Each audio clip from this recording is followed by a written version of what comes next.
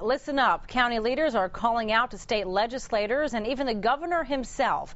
They don't want to be the scapegoat, but soon will be a flurry of cuts coming from the Capitol. Randy Simons shows us the scare and the solutions that's being voiced from the local level.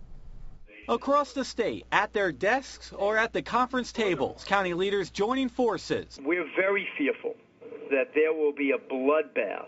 In a conference call, calling on state leaders to not shift their financial problems on county backs. And Stephen Aquario with New York State's Association of Counties is leading the charge.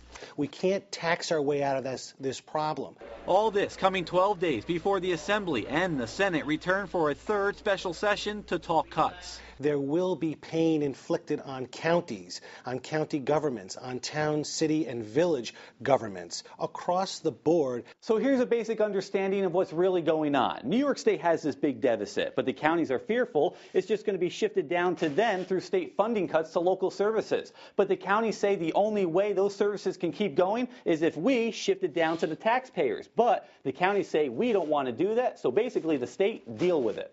But county executives say they have solutions that will help the state deal with it.